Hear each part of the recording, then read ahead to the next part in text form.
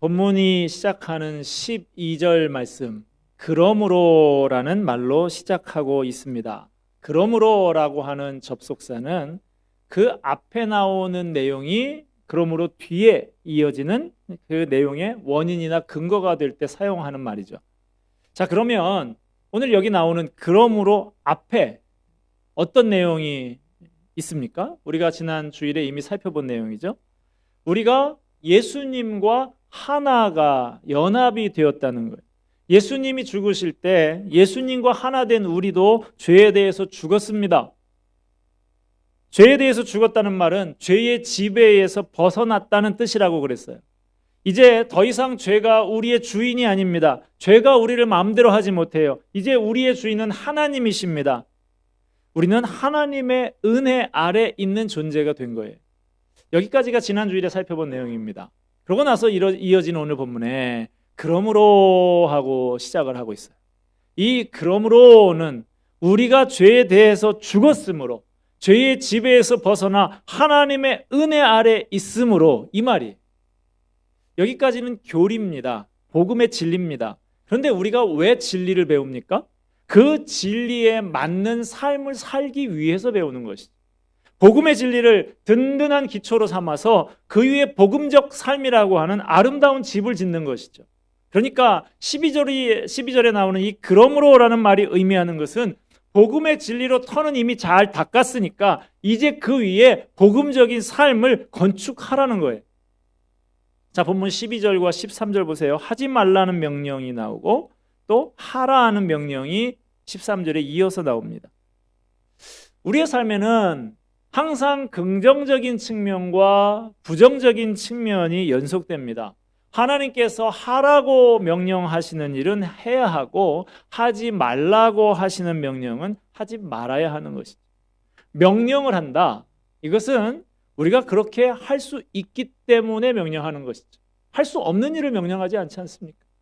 그럴 만한 여건을 하나님께서 갖춰 놓으신 다음에 그 바탕 위에 우리가 해야 할 책임을 요구하시는 거예요. 하나님이 우리를 죄의 권세에서 해방시키셨어요. 우리가 죄의 지배를 받지 않도록 하나님의 자녀라는 신분을 부여하셨습니다. 이처럼 하나님이 우리가 순종할 수 있는 바탕을 마련해 놓으셨기 때문에 우리를 향해서 해라, 하지 말아라 하고 명령하시는 것이죠. 어린아이를 키워보면 잘 압니다. 아이가 태어나면 부모가 아이에게 모든 것을 다 해주죠. 아이의 원령에 맞게 적당한 음식을 먹이고 씻기고 재우고 기저귀 갈아주고 아이에게 필요한 것은 다 해줍니다. 그러다가 2돌 정도 지나게 되면 아이에게 배변 훈련, 첫 훈련이라는 것을 하게 되죠. 무조건 시키는 게 아니고요. 그럴 만한 때가 되면 시키는 것이죠. 아이가 말귀를 알아듣고 자기 의사를 표시할 수 있을 때가 되면 시킵니다. 혼자서 걷고 앉을 수 있고 혼자서 바지를 내릴 수 있을 때가 되면 배변 훈련을 시키는 것이죠. 그전에는 부모가 똥 오줌을 다 받아냅니다. 오줌을 싸고 똥을 싸고 하루에 10번 이상을 기저귀를 갈아도 아이를 나무라지 않아요. 다 닦아주고 씻어주고 베이비 파우더까지 발라서 뽀송뽀송하게 그렇게 해줍니다. 그러던 부모가 드디어 때가 되면 아이에게 요구를 하기 시작해요. 이제 너 스스로 똥 오줌 가릴 때가 됐어. 편안하게 싸질르던 그 기저귀를 벗겨버리고 이렇게 해라, 저렇게 하면 안 된다 가르치고 명령을 합니다. 시킨 대로 하지 않으면 혼을 내고 시킨 대로 잘하면 잘했다고 칭찬도 하고 상도 주고 그렇게 훈련을 시키죠. 그런 과정을 거치면서 스스로 제 앞가림을 하는 사람다운 사람으로 되어 가는 것이죠. 하나님이 구원받은 우리에게 요구하시는 것도 마찬가지예요. 이제까지 내가 너를 위해서 다 준비해 주지 않았냐? 이제는 너 스스로 똥 오줌 가려봐.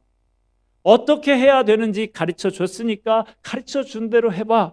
죄의 유혹을 이겨봐. 악을 물리쳐봐. 그래야 하나님의 사람다운 사람으로 성장해 나가는 거야. 우리가 하나님 말씀대로 순종하지 않으면 징계도 하시고 순종하면 상도 주시면서 하나님의 사람답게 되도록 훈련을 시키십니다. 자, 오늘 해라, 하지 말아라. 이 크게 보면 두 가지 말씀이 나오는데 먼저 우리가 해서는 안 되는 것부터 이야기하고 있습니다. 한번 보십시다. 12절 말씀 같이 한번 읽습니다. 시작. 그러므로 너희는 죄가 너희 죽을 몸을 지배하지 못하게 하여 몸의 사욕에 순종하지 말고, 죄가 우리의 몸을 지배하도록 내버려 두지 말라 하는 말씀입니다. 우리는 지난 주일에 우리는 예수님과 연합해서 죄에 대해서 죽었다고 배웠습니다. 죄에 대해서 죽었다는 것은 우리가 죄의 지배에서 해방되었다, 더 이상 죄가 우리의 주인이 아니라는 뜻이라고 했어요.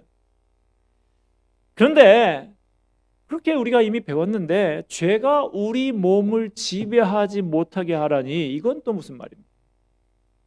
예수를 믿는 사람 속에 있는 죄는 왕의 자리에서 탄핵을 이미 당했습니다. 그래서 권좌에서 내려왔어요. 하지만 죄가 권력을 빼앗기기는 했어도 죄가 아주 없어진 것은 아니에요. 우리가 죄에 대해서 죽은 것이지 죄가 우리에 대해서 죽은 게 아니죠. 죄는 여전히 살아 있습니다. 예수님이 십자가에 죽으심으로 죄는 더 이상 우리를 지배할 권세를 가지고 있지는 못합니다. 그렇다고 해서 죄의 힘이 아주 사라졌다든지 죄가 행동을 멈추었다고 생각하면 큰 오산입니다. 죄는 여전히 활동하고 있어요. 그 힘이 아직도 막강해서 이 세상을 끔찍한 악의 소굴로 만들고 있습니다. 우리는 이러한 죄의 실체를 똑바로 봐야 합니다. 죄는 우리의 몸속에 아직 자리 잡고 있습니다. 우리가 거듭난 것은 우리의 영혼이지 우리의 몸은 아니에요. 그러므로 우리의 몸이 살아있는 한 죄가 우리 몸 안에서 활동할 수 있습니다. 죄의 유혹에 넘어갈 수 있는 소지가 우리의 몸에 있어요. 그래서 죄의 유혹을 받기가 쉽습니다. 죄로부터 유혹을 받아들이면 악한 정욕으로 돌변합니다. 이것을 본문 12절에서는 몸의 사욕이라고 표현하고 있습니다. 예수 믿고 거듭난 사람이라 할지라도 죄에 오염된 몸이 있기 때문에 자칫 자기의 사욕에 끌려다닐 수가 있어요. 이것을 마귀가 이용하는 거예요. 왕의 자리를 빼앗긴 죄가 더 이상 우리를 지배할 권리는 없습니다만은 우리를 지배하려고 계속 몸부림을 치면서 충동질을 합니다. 가서는 안 될 곳으로 가게 하고 해서는 안 된 일을 하게 하려고 덤빕니다. 그걸 그냥 내버려둬서는 안 되는 거예요.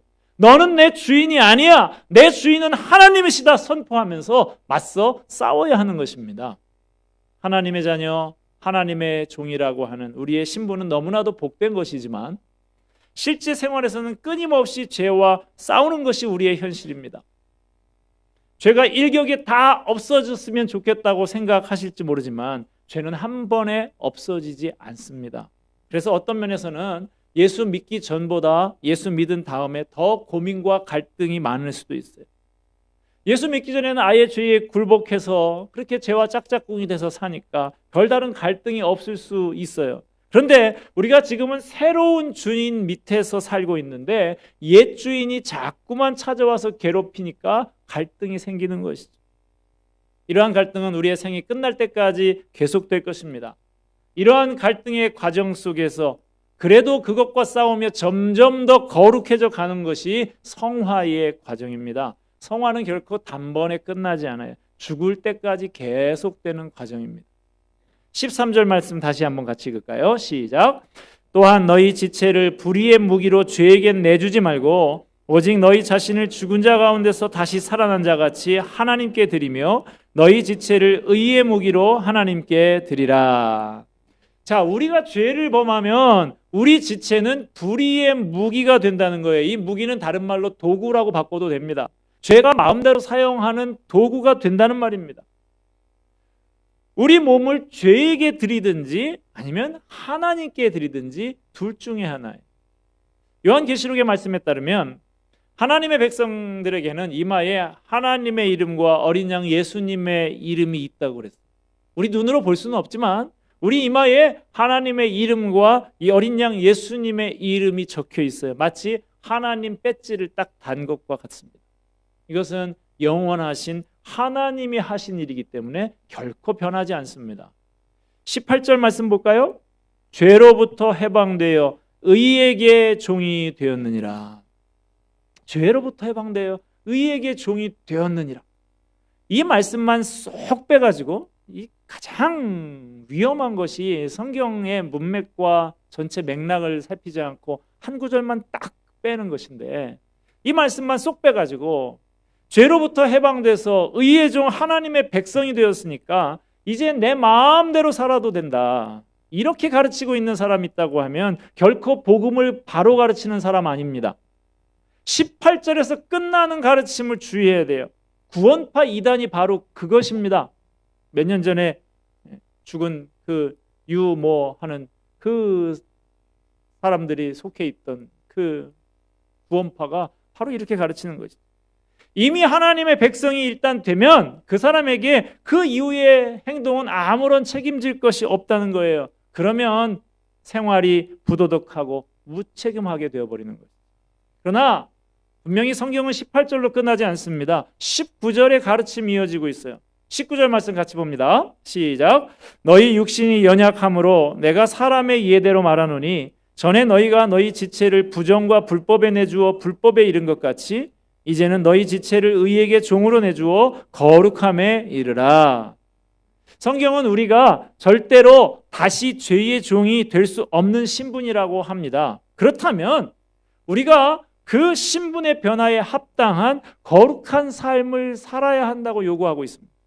하나님의 백성이라고 하는 배지를 딱 달았으면 그 배지 단 사람답게 살라는 거예요.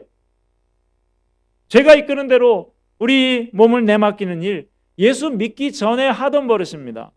20절 말씀 보면 너희가 죄의 종이 되었을 때에는 의에 대하여 자유로웠느니라.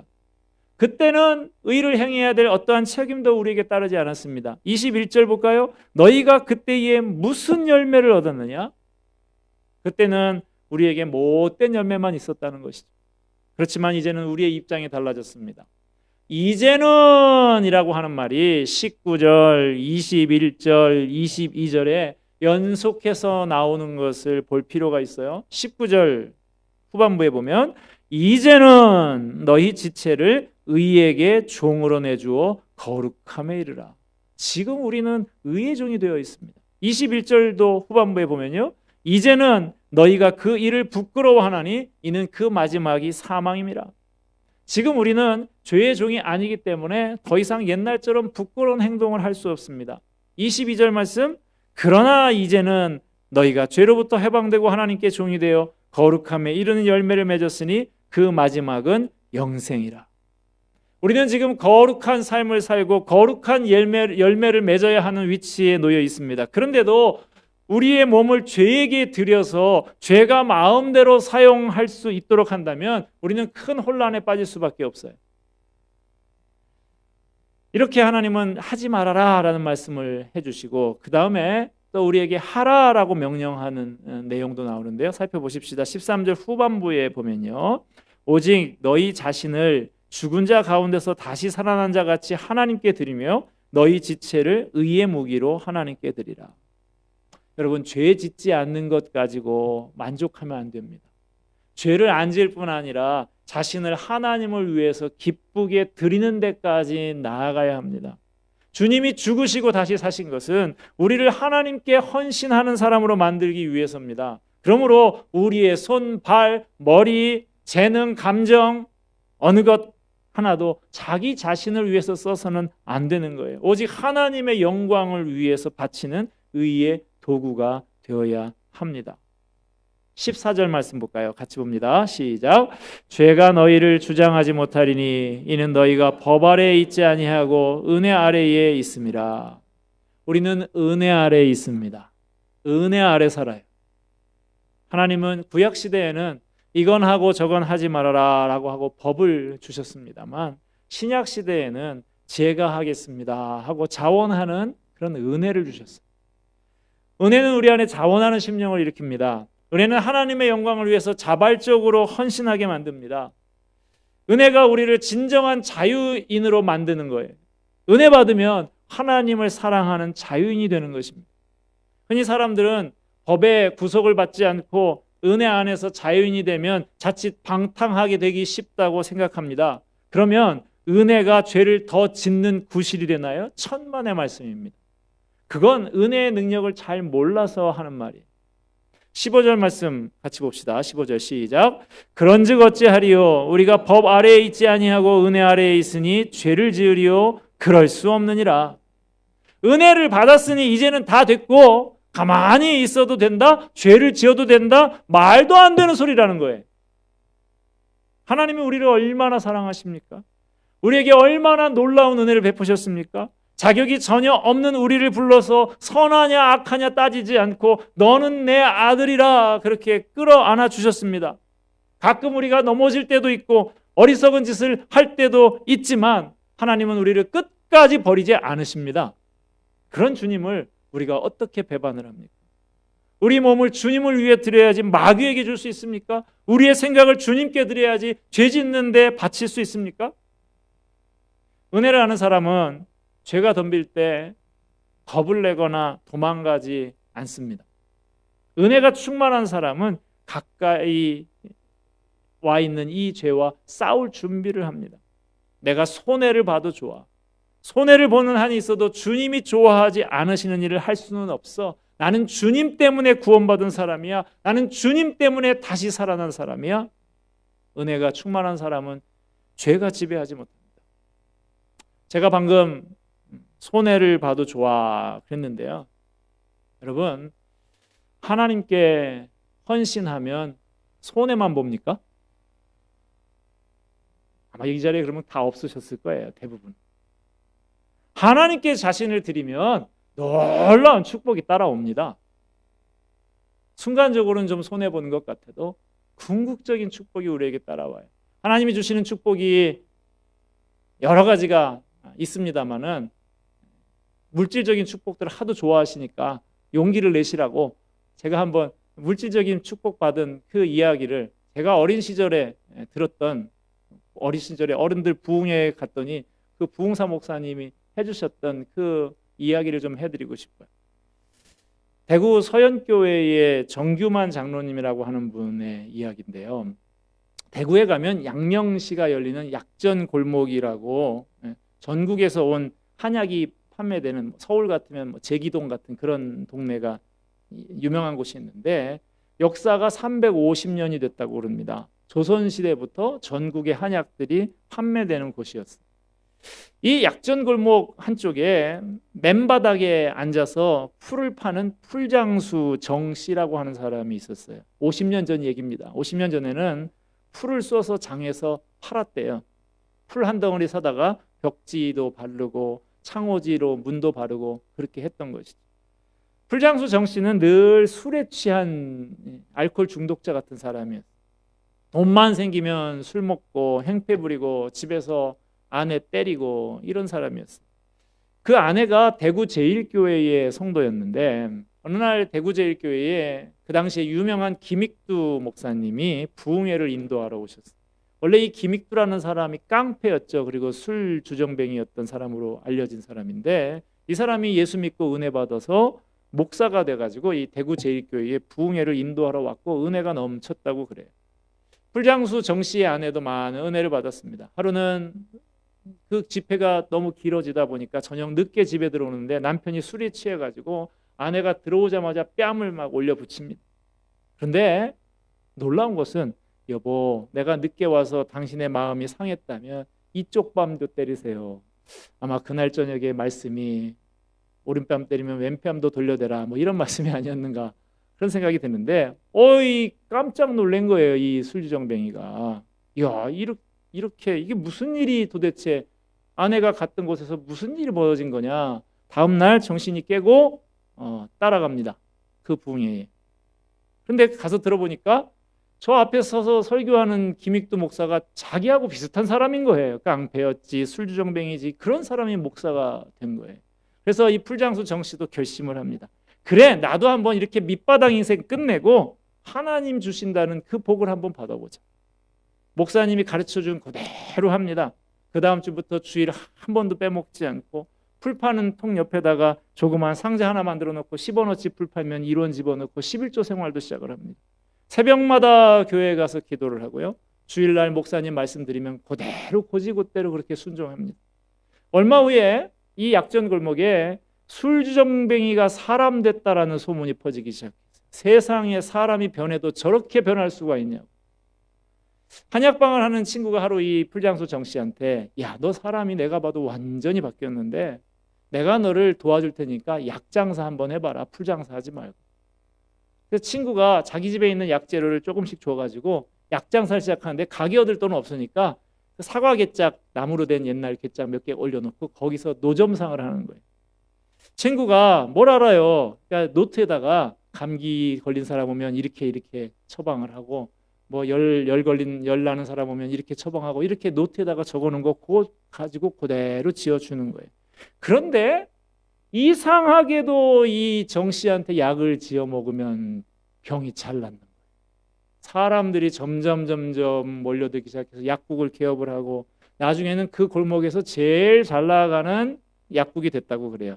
이분이 바로 대구 서현교회를 심호하다가 천국 가신 정규만 장로님이신데, 하나님께서 이 정규만 장로님한테 많은 복을 주셨어요. 대구 지방에 이상한 소문이 돌기 시작했습니다. 이 정 장로님네 약방에 가서 약을 지어 먹으면 아들을 낳는다. 정 장로님은 나는 그런 얘기를 한 적이 단 한 번도 없다고 그렇게 얘기를 하는데, 그렇게 소문이 퍼졌다는 거예요. 사람들이 막 몰려옵니다.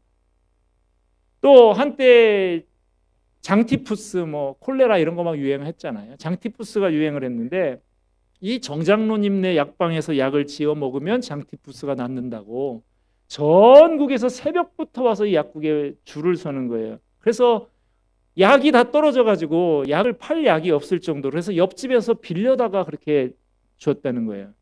그런데 빌려온 이 집에서 약을 지으면 그 약인데, 똑같은 약인데 병이 안 낫고, 정장로님이 지어주면 빌려와다 지어도 병이 낫는 거예요.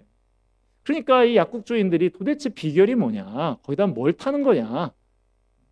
그러니까 이분이 그래요. 나는 당신들이 안 쓰는 특별한 재료를 하나 씁니다. 그게 뭔데요? 기도라는 재료가 들어갑니다. 장로님이 이 약 한 봉지 한 봉지 지을 때마다 기도를 그렇게 했대요. 그랬더니 남의 것을 빌려다가 지어줘도 병이 낫더라는 것이죠. 이분이 장로님이 돼서 교회를 잘 섬기셨어요. 교회를 새로 짓게 됐는데 건축위원장이 되셨는데, 지금도 여러분 대구에 가면 서영교회는 어마어마하게 큰 교회입니다. 그 돌을, 가장 우리나라에서 제일 좋은 돌이 어디냐 그랬으니까 뭐 저 전라도 어디에 황동이라는 지역에 그 돌이 좋다 그래서 아예 기차를 전세를 내 가지고 그 돌을 실어 날라서 그 당시에 아시아에서 제일 크고 웅장한 교회를 짓는데, 그 헌금의 90% 이상을 이 장로님이 혼자 다 하는 거예요. 이분이 자기 교회만 그렇게 한 게 아니고 이 대구 주변에 어려운 게 5, 60개 교회를 아무도 모르게 이분이 도와줄 때는 신문지에다 돈 해가지고 갖다가 교회에다가 던진대요. 공부는 하고 싶은데 집이 가난한 학생들에게 장학금을 준 학생만 수백 명이고 그중에 목사 된 사람만 해도 수십 명 된다고 그래요. 어느 집이 어렵다고 하면 몰래 그 집을 도와주는데 대구에서 수백 명의 가정이 이 장로님의 도움을 받았습니다. 이 장로님이 어려운 교회 목사님, 전도사님, 우리 대구에 한번 오시면 꼭 저희 집에 들러주십시오. 그렇게 말씀하시는데, 찾아오면 중국집 가서 대접을 잘 하고 갈 때는 주머니 열어보라고 해서 여비를 주는데 돈을 세워서 준 적이 한 번도 없대요. 주머니 벌리라고 해놓고 돈통에서 잡히는 대로 집어서 그냥 넣어주신다고. 그래서 너무 감사하다고 그러면 나한테 고맙다고 하지 말라. 나는 저 앞에 땅바닥에서 풀장사하던 정규만이라고. 이건 하나님이 주신 거니까 나한테 고맙다고 하지 마세요. 그렇게 했다고 그럽니다. 이분이 나중에 장례를 돌아가시고 장례를 치는데 지금까지도 대구 역사상 이렇게 많은 사람들이 장례식장에 온 적이 없었다고, 믿는 사람이든 믿지 않는 사람이든 다 이 사람을 칭찬하고 저렇게 돼야 한다고 그렇게 이야기했다는 그 이야기가 전해지고 있습니다. 여러분도 이렇게 되고 싶으시죠? 성공하시기 바랍니다. 그러나 여러분, 이럴 때만 아멘 크게 하지 마시고 성공이 전부인 사람 되지 마시기 바랍니다. 성공이 전부인 사람, 누구를 따라잡는 것밖에 하지 못해요. 경쟁자를 처치하는 것밖에 없습니다. 여러분의 성공이 주변 사람들에게 은혜가 되게 하시기 바랍니다. 우리 옆에 서는 사람들이 우리를 만나면 살맛이 나야 돼요. 성공이 전부가 아닌 인생을 사는 여러분이 되기를 바랍니다. 말씀 맺습니다. 오늘 로마서 말씀은 네가 하나님께 받은 은혜를 생각하고 하나님의 은혜 안에 사는 네가 네 자신을 누구에게 바쳐야 하는지 생각하라고 합니다. 단순히 죄짓지 말라는 정도의 권면이라고 받아들이시면 안 됩니다. 너의 인생이 얼마나 영광스러운 기회를 받았는지 알아라. 그러니 한번 멋지게 살아봐라. 한번 사는 인생, 하나님의 사람은 어떤 영광과 명예를 가지는가를 드러내면서 살아보라는 거예요. 우리는 이제 죄의 종이 아닙니다. 다시는 죄가 우리를 지배하지 못하게 해야 됩니다. 우리 몸을 죄에게 드려서는 안 됩니다. 우리의 몸을 하나님의 영광을 위해서 거룩하게 구별하여 바치는 저와 여러분이 되기를 바랍니다. 은혜 아래 사십시다.